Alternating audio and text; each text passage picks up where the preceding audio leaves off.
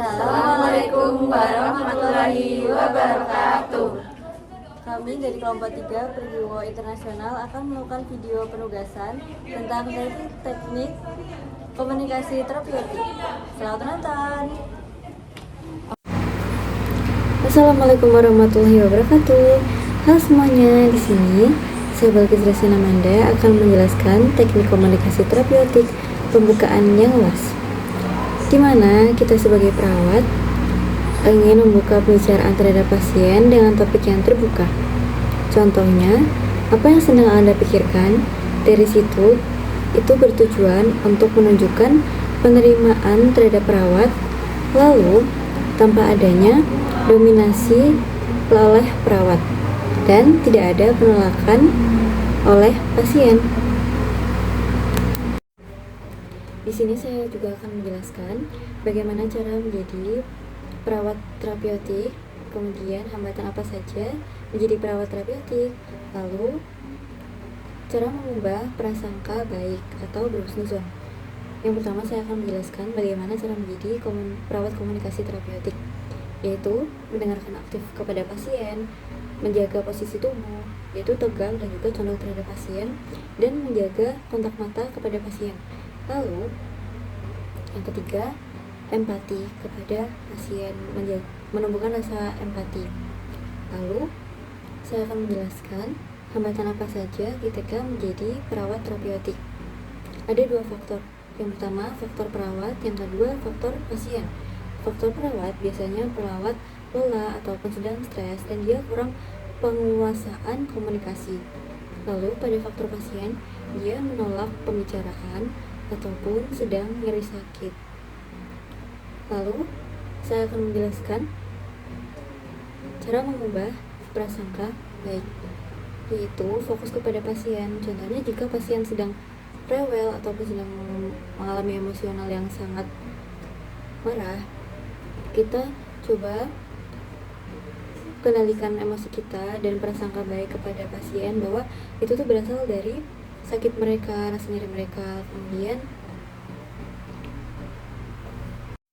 Kemudian ubah prasangka negatif menjadi prasangka buruk itu melalui doa.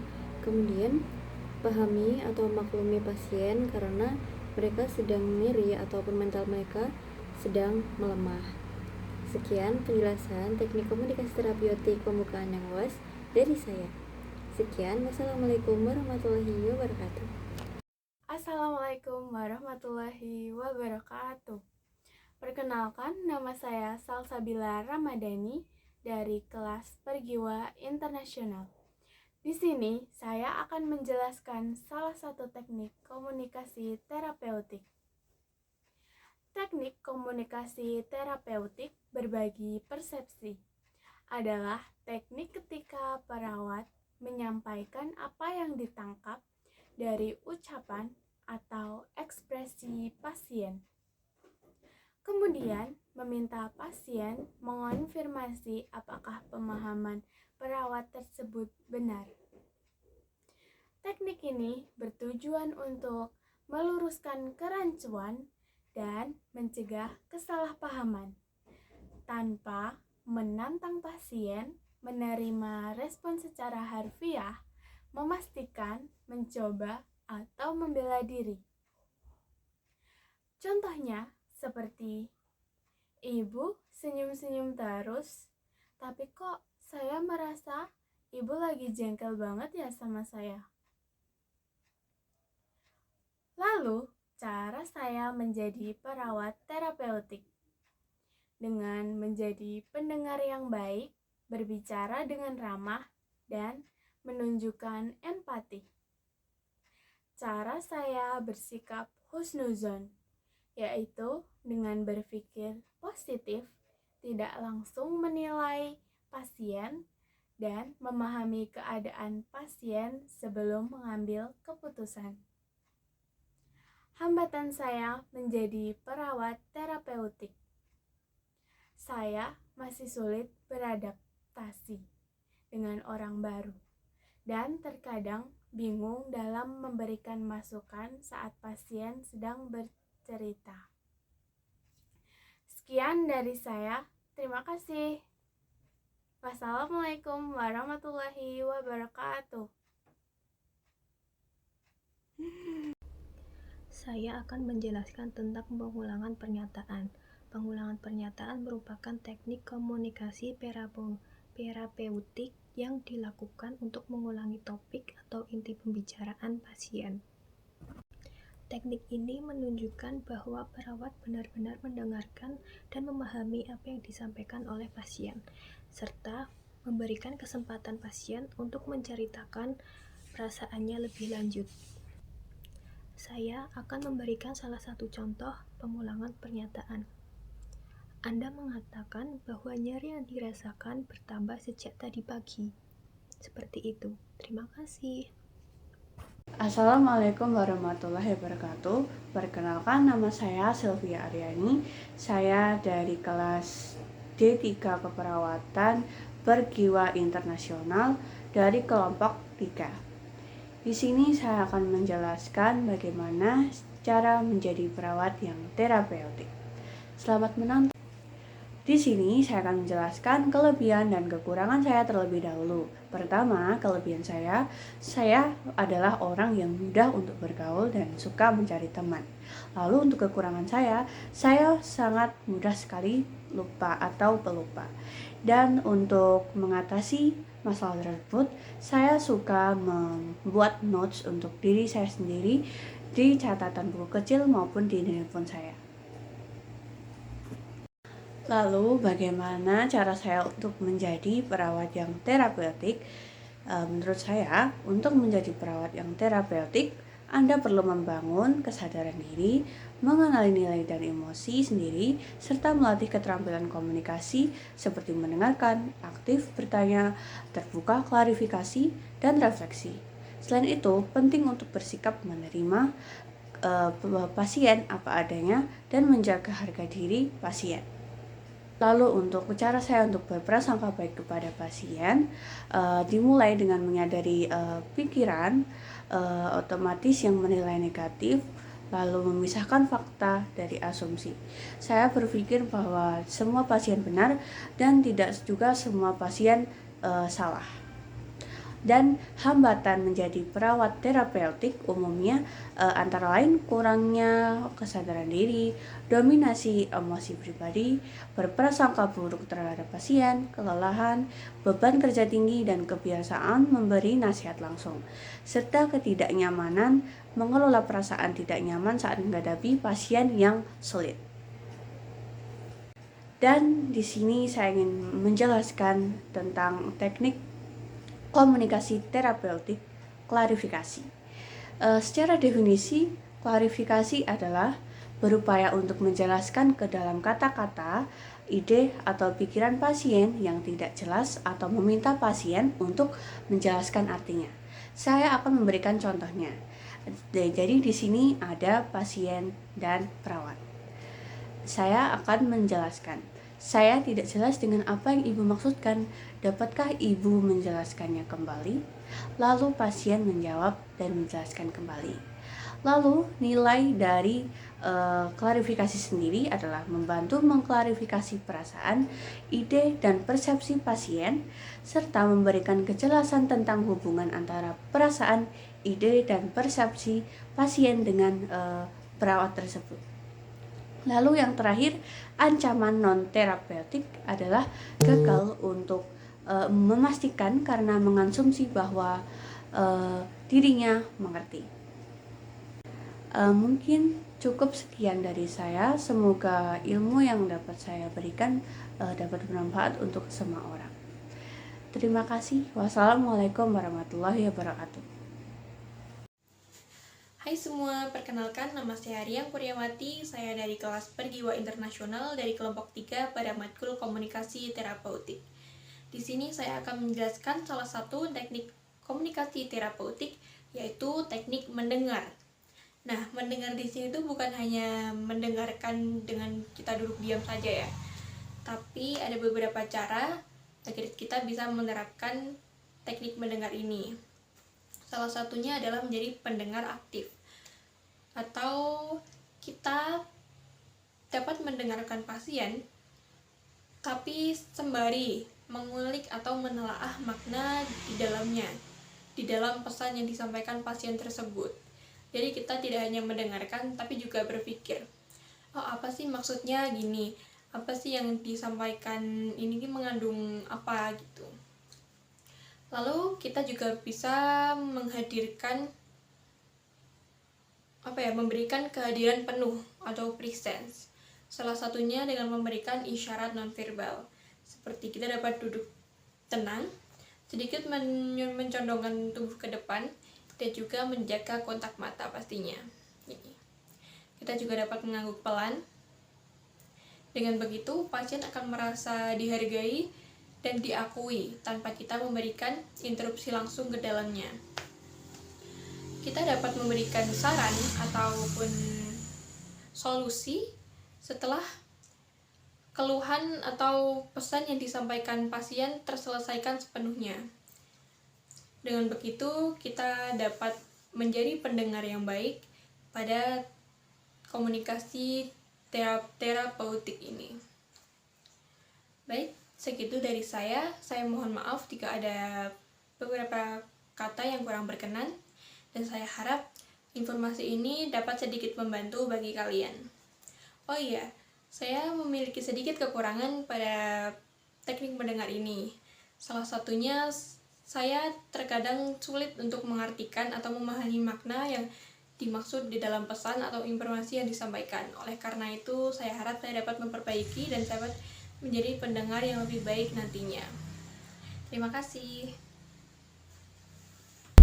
Halo teman-teman, perkenalkan nama saya Nuzatul Mafaza dari kelompok 3 kelas Pergiwa Internasional. Jadi di sini saya akan menjelaskan tentang teknik diam dalam komunikasi terapeutik. Jadi teknik komunikasi terapeutik secara diam adalah teknik yang dilakukan dengan memberikan jeda secara sengaja kepada pasien agar pasien dapat berpikir dan mengekspresikan perasaan secara bebas. Nah, teknik ini bertujuan agar pasien merasa nyaman terlebih dahulu dan pasien dapat mengatakan perasaannya secara bebas dan terbuka. Begitu. Terima kasih, sekian dari saya. Wassalamualaikum warahmatullahi wabarakatuh. Assalamualaikum warahmatullahi wabarakatuh. Perkenalkan, nama saya Nuzatul Mafaza. Saya dari kelompok 3 kelas Perwira Internasional. Jadi di sini saya akan menjelaskan tentang identifikasi dari tema komunikasi terapeutik. Jadi di identifikasi tentang pelajaran komunikasi terapeutik ini, yang pertama ada konsep dasar, lalu yang kedua ada teknik komunikasi, tahapan komunikasi, lalu komunikasi verbal dan non-verbal, yang kelima ada hambatan komunikasi, dan yang terakhir itu ada penerapan dan etika. Konsep dasar itu mencakup dari pengertian komunikasi terapeutik, tujuannya, dan juga prinsip dari komunikasi terapeutik. Nah, yang kedua itu teknik komunikasi. Teknik komunikasi itu caranya dengan mendengarkan aktif, memiliki rasa empati, refleksi, klarifikasi, dan yang terakhir itu memberikan pertanyaan terbuka. Nah, lalu yang ketiga itu ada tahapan komunikasi. Jadi tahapan komunikasi itu yang pertama ada prainteraksi, orientasi, kerja, dan yang terakhir itu terminasi.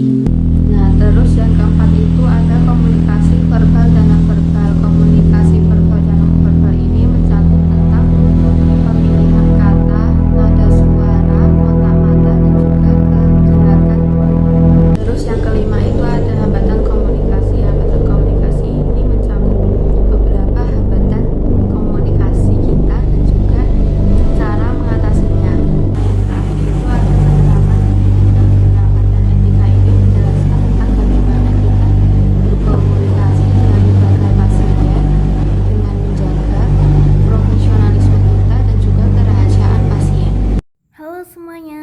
Nama saya Sekar Pratista Ratna Dewi dari kelompok 3. Kelebihan teknik humor dari diri saya yang pertama, membantu mencairkan suasana sehingga pasien lebih rileks. Yang kedua, mengurangi kecemasan, ketegangan, dan stres. Yang ketiga, meningkatkan kenyamanan pasien sehingga lebih terbuka saat berkomunikasi nantinya. Dan yang terakhir, yang keempat, dapat meningkatkan semangat dan suasana hati pasien. Ada pula kekurangan teknik humor dari diri saya yang pertama, beresiko menimbulkan kesalahpahaman karena setiap orang memiliki selera humor yang berbeda-beda. Yang kedua, dapat mengalihkan pembicaraan dari masalah utama pasien. Yang ketiga, terlihat tidak profesional jika digunakan secara berlebihan. Bagaimana cara saya menjadi perawat terapeutik? Saya menjadi perawat terapeutik dengan membangun hubungan saling percaya, mendengarkan pasien secara aktif, menunjukkan empati, menghargai pasien, menjaga profesionalisme, dan menggunakan komunikasi yang baik. Bagaimana cara saya bersikap, berpasangan, bersuara, dan berkomunikasi secara terapeutik? Saya akan bersikap ramah, sopan, dan menghargai pasien, berkomunikasi dengan kontak mata yang baik, posisi tubuh yang terbuka, intonasi suara yang lembut dan jelas, serta menghindari pertanyaan yang menghakimi seperti mengapa. Hambatan menjadi perawat yang terapeutik apa aja? Hambatannya antara lain kurang mampu mengendalikan emosi, komunikasi yang kurang efektif, terburu-buru, kurang empati, perbedaan budaya atau bahasa, serta lingkungan kerja yang sibuk sehingga komunikasi dengan pasien menjadi kurang optimal. Contoh saya ketika saya menjadi perawat, kalau nanti sudah sembuh, saya doakan ibu bisa makan makanan favorit lagi. Tapi jangan langsung minta 2 porsi ya, nanti perawat yang lain ikut lapar. Pasien tersenyum. Baik, nanti 1 porsi dulu. Saya akan menjelaskan tentang teknik refleksi. Teknik refleksi merupakan salah satu teknik komunikasi terotopik yang bertujuan membantu pasien mengenali dan memahami perasaan serta pikirannya sendiri. Melalui refleksi, pasien merasa didengar, dihargai, dan didukung untuk menemukan solusi berdasarkan kesadarannya sendiri. Oleh karena itu, teknik ini sangat penting dalam membangun hubungan terotopik yang efektif antara perawat dan pasien. Misalnya, seorang pasien yang baru didiagnosa diabetes berkata, "Sejak tahu saya sakit diabetes, saya merasa hidup saya sudah tidak ada harapan lagi." Perawat kemudian menggunakan teknik refleksi dengan mengatakan, "Bapak merasa kehilangan harapan setelah mengetahui penyakit ini. Boleh diceritakan apa yang membuat Bapak merasa seperti itu?" Pada contoh ini, perawat tidak langsung memberikan nasihat, tetapi mengulangi kembali perasaan pasien dengan kata-kata yang berbeda. Hal ini membuat pasien merasa didengarkan dan dipahami. Setelah itu, pasien mulai menceritakan apa yang sebenarnya terjadi. "Saya takut tidak bisa bekerja lagi dan menjadi beban keluarga." Dari jawaban tersebut, perawat memahami bahwa yang paling membuat pasien sedih bukan hanya penyakit diabetesnya, tetapi juga rasa takut menjadi beban bagi keluarga. Dengan mengetahui penyebab sebenarnya, perawat dapat memberikan dukungan yang lebih tepat. Assalamualaikum warahmatullahi wabarakatuh. Perkenalkan, nama saya Muhammad Milsam Ibn Abdurrahman. Saya berasal dari kelas Pergiwa, kelas internasional kelompok 3. Teknik pemusatan atau teknik focusing merupakan teknik komunikasi di mana perawat membantu mengarahkan dan memfokuskan kembali pembicaraan pasien ke suatu topik, masalah, atau isu spesifik yang paling penting saat berbicara, pelantur, atau memikirkan banyak hal sekaligus. Contohnya, saya memahami ada banyak hal yang sedang Bapak pikirkan, tetapi bagaimana jika kita fokus terlebih dahulu membicarakan tentang rasa nyeri dan cemas yang Ibu rasakan sejak semalam.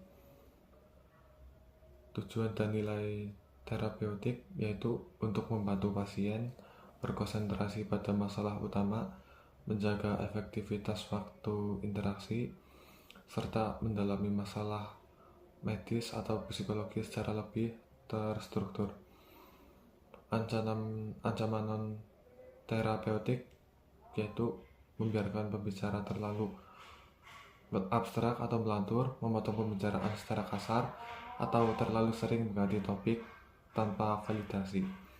Hambatan dalam menerapkan teknik pemusatan dalam konteks perawat yaitu kurangnya sabar dan tergesa-gesa karena mengejar waktu tugas, memotong pembicaraan pasien secara agresif, atau kurang peka dalam mengidentifikasi masalah utama pasien dalam konteks. Cukup sekian. Wassalamualaikum warahmatullahi wabarakatuh. Sekian video yang kami sampaikan. Semoga video yang kami buat dapat bermanfaat bagi kalian. Terima kasih. Wassalamualaikum warahmatullahi wabarakatuh.